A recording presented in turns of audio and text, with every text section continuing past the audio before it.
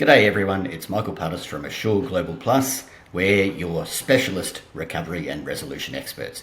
Anything related to debt, anything related to trying to resolve that debt, we're the specialists for you. I'm very excited to talk to a person from the Queensland Small Business Commissioner's office, Peter Maddock. I'm going to ask Peter to introduce himself very shortly, but what's exciting about talking to Peter is I didn't really know a great deal about what the Small Business Commissioner's office did in Queensland and what its components are. So let's just leap into that to start with and see where the conversation goes. Peter, welcome.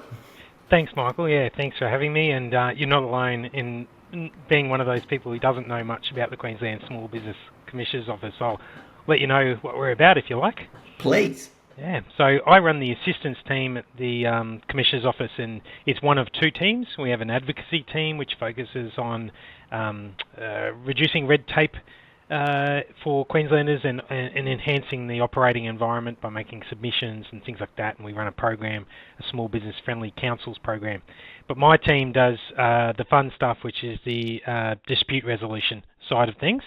And we do that under two acts, the Small Business Commissioner Act and the Retail Shop Leases Act. And our bread and butter is leasing disputes.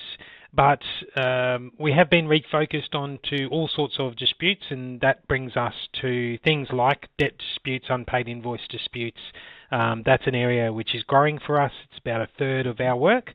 So I have a tiny team of 5 plus me focusing on trying to keep people away from legal action, essentially. And we do it pretty well. Last financial year, it's estimated we saved about $14.1 million for small businesses and their landlords in dispute, and about 13,800 weeks avoided at QCAT or the courts. So yeah, for a team of 6, doing pretty well. Awesome. So at Assure Global Plus, when we start thinking about resolution, dispute resolution, we're normally trying to figure out what the difference is between the person who's lent money and the person who's owed money, and what the differences of opinions are. So it could be, hey, I wasn't happy with the work that I've got and they're not listening to me. It could be, hey, I'm not happy with what this is, or they've changed the price on me.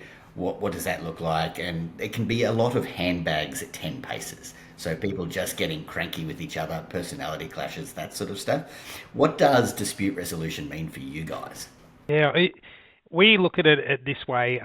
We often have one applicant come to us. It's very rare that we have both parties come to us, but it does happen. But one party will come to us and they typically have a story, and that story is usually what we would describe as an epic or a drama. And that story is reality for them. You know, something's happened, it was going well, something changed, and things have fallen away, and now the relationship or whatever it is has fallen apart.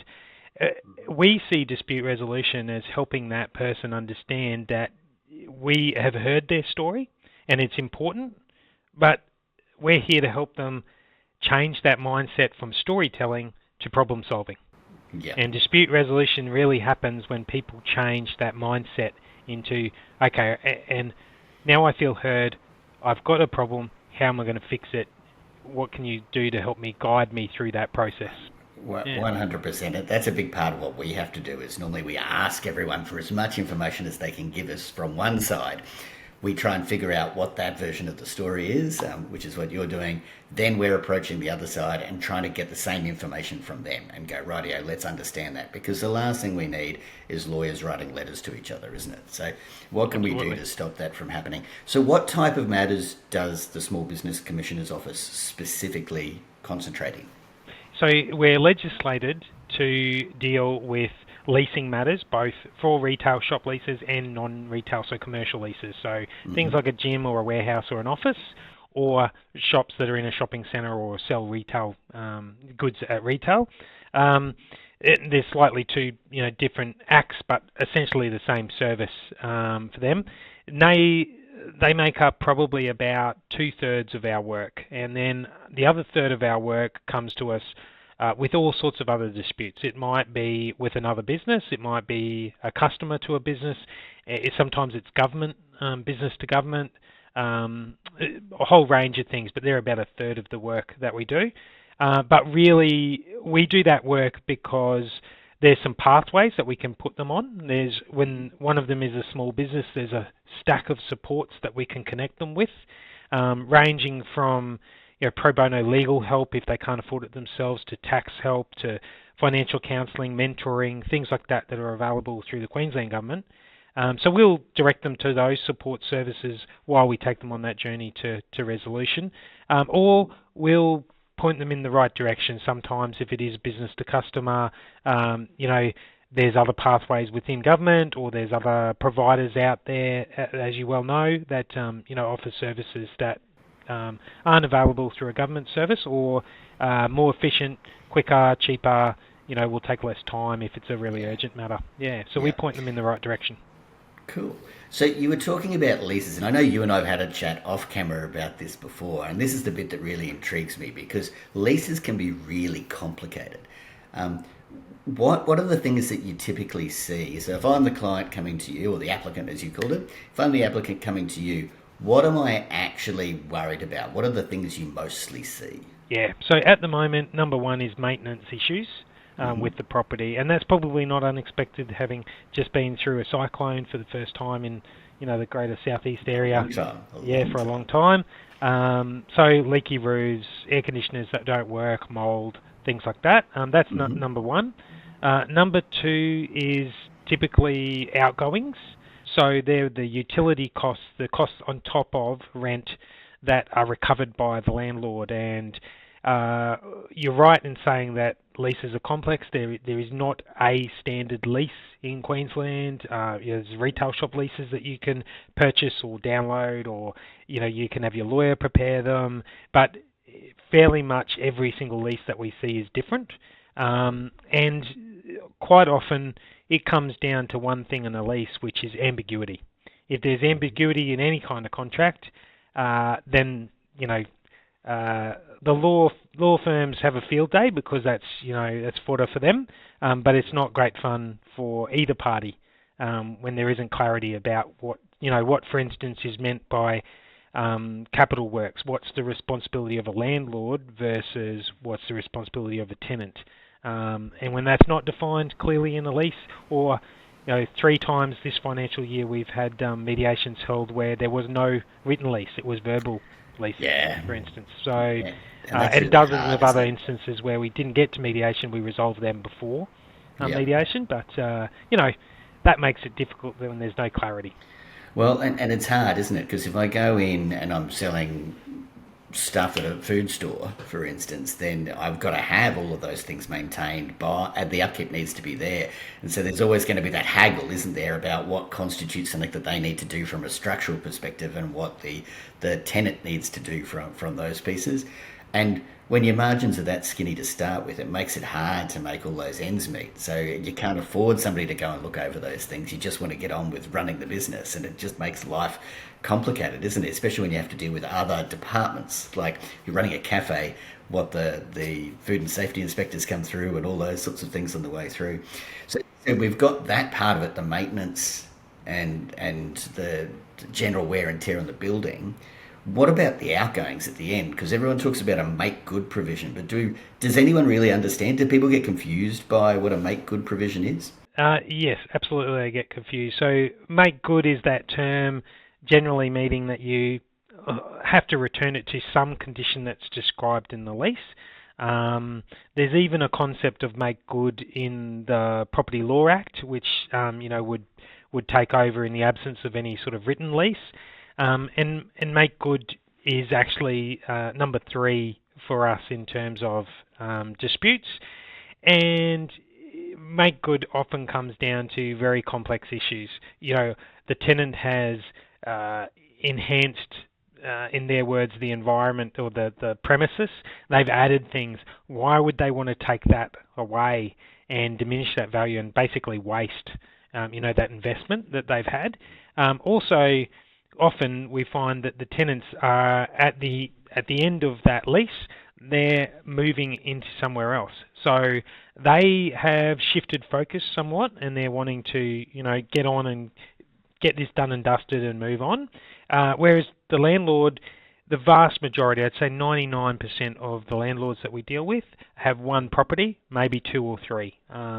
They're not large institutional billionaires, those type of folk. They're either invested some money in their from their super, or they've saved up and bought an investment property. Instead of buying a residential property to rent out, they've bought a commercial one. And so after COVID, we see a very typical scenario where both sides are running on very skinny margins. They're not piled up with cash reserves. So it's not surprising maintenance comes first, because they're the immediate things that happen and need to be resolved, and they often involve one party or the other, or maybe both, spending money to fix that issue. And when you don't have the cash reserves, it's unsurprising that's number one. But if you look at the others, then it kind of, outgoings is really about, the money on top of rent, and they can go up. Insurance premiums, will go up. Electricity will go up. All those costs will go up. And then make good, you've got to spend money as you're leaving the premises, which is probably your worst case scenario as a tenant. But there's very few leases that you would sign that wouldn't have a make good provision in them. And especially if you're moving to a new site, right? Let's say you've grown and you want to get into that bigger property. It can get really taxing, isn't it? When you look at hang on, I didn't budget enough money at the end of my piece to understand that I was going to have to do that, because you forget, especially if you've been there for a few years. I mean, it's complicated, isn't it? I mean, I know at Assure Global Plus, quite often we have to sit down and go, right, what's causing the pain in the first place for somebody to be approaching us? And it's normally they need that cash for something else. So we actually see a little bit from both sides. So we turn around and go, hey, a landlord might come to us to say, hey, this person owes me this much money, because they haven't paid the last of their rents because they've already invested in their next site. Or it might be the punter at the other end, the business owner, who goes, hey, they owe me my bond back. I want my bond back because I've done everything that I could possibly do, and they're just cheating me out because they're repainting it or whatever it happens to be internally. So it can be really quite emotionally fraught when you're trying to juggle cash while you're transitioning from one to the next. And if you're just wrapping up your business because it's time to wrap it up, it makes it really hard, doesn't it? When you go, great, at least I get a little bit of a bonus there at the back end that gives me time to do my next bit. So I can imagine it's quite complex, but everyone would have to be very patient as they're working through those bits and pieces. Absolutely, and they're often got time frames on them because of those things that are going on in the background. But they also, there's another scenario that is, you don't resolve it with us or you or somewhere else. You don't resolve it through negotiation, which is by far the simplest, quickest, easiest way to resolve a dispute, is negotiate an outcome. But if you do want to stick to it and you want to pursue your rights and you want to go by the letter of the law and find out what that is, you can do that. But at the moment in Queensland, and it's the same across every state, in Queensland it's 86 weeks to finalise a retail shop lease matter at QCAT. If you're not a retail shop lease, you've got to go to court. So you've got to lodge with court. Many a lawyer will quote our applicants no less than 10 grand into a trust account to start a court proceeding.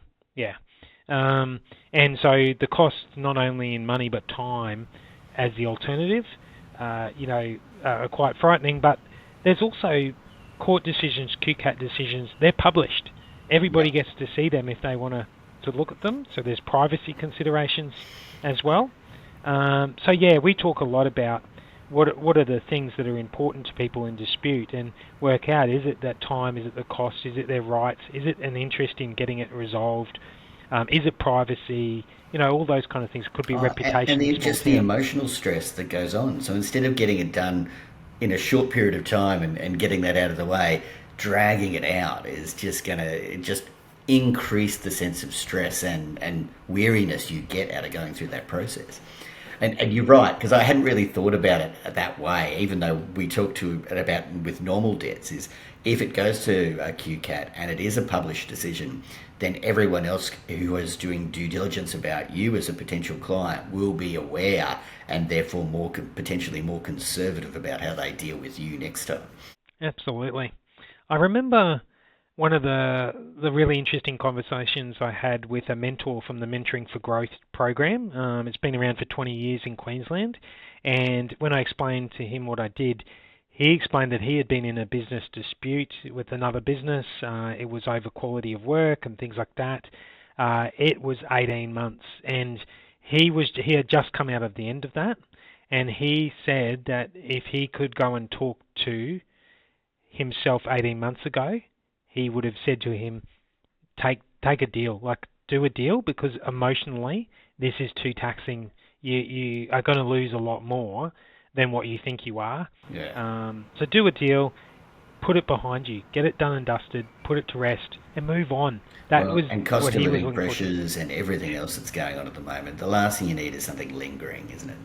I think so. Yeah. We hear that a lot. Our feedback is that it's so good to have this finished, and maybe I didn't get exactly what I wanted, but what I realised I wanted now was for it to be over.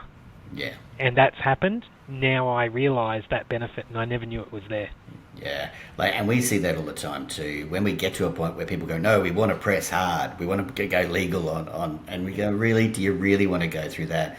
Because this is what that process looks like. A, B, and C. We are much better off navigating an outcome for you straight away to deliver those pieces, and everyone get over themselves a little bit, so everyone can wrap it up in a nice little bow and get on with their lives and back to their families and their next business venture or to their new location or whatever that happens to look like. If you're watching this and you just heard Michael speak then and you're in a dispute, find somebody else who's been through a dispute and ask them. And I will almost guarantee you they say to you, take the deal, like make a deal.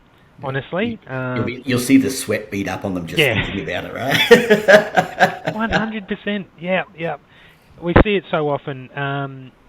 We very, very rarely have repeat people in dispute. They've been through it, and then they've learnt some things along the way, and they've learned a lesson or two, and they might come back to us for tips and tricks, like we give information about, negotiating tactics and strategies and things like that, and they might come back to learn a little bit more, but very rarely do they come back thinking, okay, I'm going to have to go full ball into another dispute. They often work out a way to negotiate it themselves, or there is the rare few who go, this mediation process that we run, it's worked so well.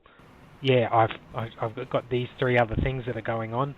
I'm going to go and get them sorted out with this and learn a few things along the way.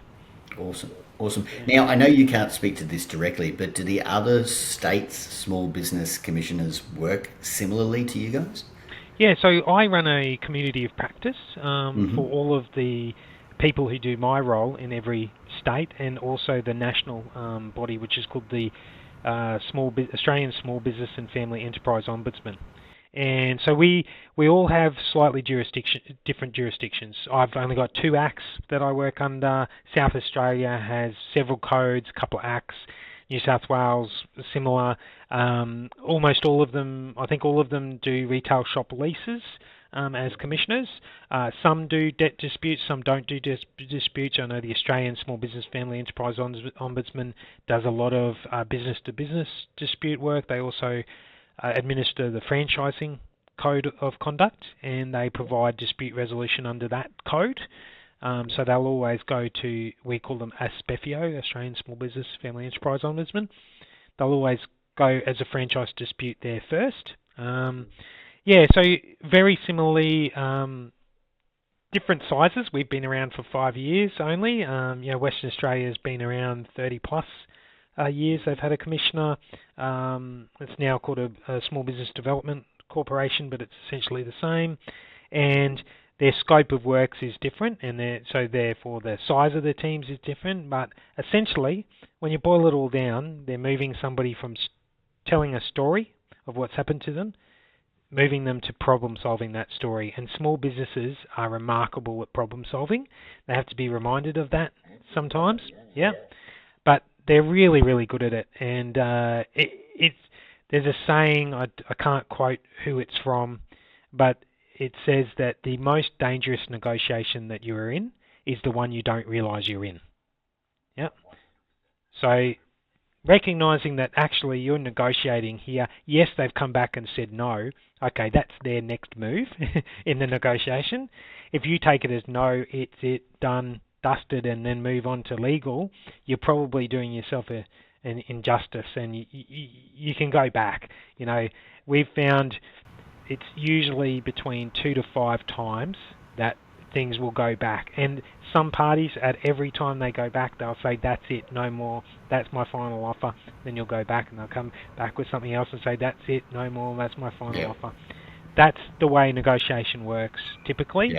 And then once you realise that that's what you're in, it probably takes some of that pressure off. 100%, 100%. So you've talked about at least 2/3 of your stuff that comes in is a commercial property owner versus the tenant in terms of that, or not versus, but and the tenant. And the tenant's, I assume, more often than not the applicant on that front. 97% so that of the time, that balance third, when people come to you with other things that you can't help directly with because it's outside of the scope of the office, what happens to that? What do you do with that? So the mediation service that we provide is under the Act, but under the letter of intent for our Minister, we've agreed to provide dispute assistance. Now that's a pretty broad term, so that can mean tips on negotiation, that can help the person understand that they are in a negotiation, that can be from information about services that might help them. You know, if it's a debt dispute, they can try letters of demand, they could try a debt collection, they could try QCAT, a court, whatever it might be. So we point them to options in those situations, and sometimes if it is it marries up with our overall work, we might even reach out to the other party. Sometimes our Small Business Friendly Councils program allows us then to find the right person in the council to alert to a situation so that they can work on that from the inside. We send people a lot of resources to train themselves, and also to find out what is available out there. We often say this, that a hairdresser will tell you it doesn't really work for me, but you can cut your own hair. You absolutely can cut your own hair. Would I recommend it? That's a different story. So you can try and learn to do these things yourself, but you're never going to be the level of a hairdresser. 100%. Cutting hair. You use the expertise that's out there. I remember a story from one of the Chambers of Commerce presidents, and he was telling me he's an accountant as well as being the president. He said one of the most profitable and successful businesses he had ever come across, he was working with, and he said it opened my eyes to what was going on. Like, why was this business so successful? And the guy, he dug holes to put fence posts in. It wasn't complicated work. But what he did was outsource to experts everything else. And he dug those holes so well that he just had work out the wazoo. He couldn't take any more referrals. But everything else worked really well because he paid experts to do it along the way. And would have cost him more time not digging holes doing that. He was making his money digging holes. The cost of doing that involved, bookkeeping, whatever it was, and he just paid the experts to do it, and it made him more profitable, more successful, less stressed. And I think that's a really good example. I'm going to steal that example from you, because I really like that, because when we're talking about Assure Global Plus, we go to people, hey, don't wait for it to fall over. Come to us. We'll do like a pay-by-the-hour arrangement and just keep your book healthy, so that we know when things are going to fall over, so you've got more time to think about what you want to do. What's the actual action you want to do? So you don't get surprised and then really angry all of a sudden because that money's missing when you need it. Let's give you the maximum amount of time you could possibly have before making a decision, so that you've gone, okay, what does this mean? What do I need to provision internally? What do we need to do next to do these things? Exactly. Outsource the bits that you don't want to do. So debt collection is not something that makes you money. It basically protects your bottom line, protects that profit, right? So how do you actually tap into the right resources early enough, like coming to the Small Business Commissioner's office and say, hey, look, I know this is coming up. I'm not sure what to do. Where can I get the tools to help me learn a little bit more, or go, hey, I'm going to handball this to somebody else who's got that expertise and know that's money well spent, and that they can go through that stress for me rather than having to deal with it myself. Yeah, that's it. And I think a lot of people's default is solicitors and lawyers and legal advice, but there's a lot of other experts out there, in even things, setting up things in the first place correctly, like the contracting that you use, even through to the accounting systems. There's some studies out of Griffith Tax Clinic that says that small businesses with excellent or good tax knowledge, or that are using a computerized tax accounting system, are 80% less likely to go insolvent. So because they know they can have visibility of what's going on, and there's people like tenants advocates who work with tenants and negotiate. There are things like turnaround specialists who get in pre-insolvency and look at what's going on and what are the tactics you have to put in place really urgently to turn around the business before it goes insolvent. There are experts out there in things, and lawyers definitely have a place. They are invaluable, but they're not the answer to every question. They shouldn't be the first port of call, right? What you want is actually to understand what expertise is around you, talk to people like yourselves or Assure Global Plus, and say, hey, who should I be talking to? Because we're not going to necessarily say, hey, well, give it to me. We're going to turn around and say, hey, we can do this part of it really well, but hey, these are other people that can do that really well. Yep. So a number of the speakers that we've had on this particular program, this YouTube channel, has been about trying to figure out give people more information about the different types of help that there are out there, and what you can use those people for best. Yep. Yeah, we call them support crew. So there is a support crew out there for so many things that, small businesses are busy, they don't know about. So ask, and be part of a network as well. Networking, small businesses that are part of a network tend to be more profitable, tend to last longer, and tend to have happier owners. So talk to other people who are doing similar or even running a small business, even if it's not the same type of small business as you. You'll take some of that stress off by learning new things and different ways of doing things. Awesome. So, Peter, I can't wrap that up any better. That's fantastic. So I really appreciate you and the generosity of the Queensland Small Business Commissioner's Office to come on and have a chat to us today. And remembering to all the punters out there who might be watching, if you've got any questions, you can hit us up on our website at assureglobalplus.com.au, or you can contact us on our toll-free number, and we'll reach out to you no matter where you are in the country. Thanks very much.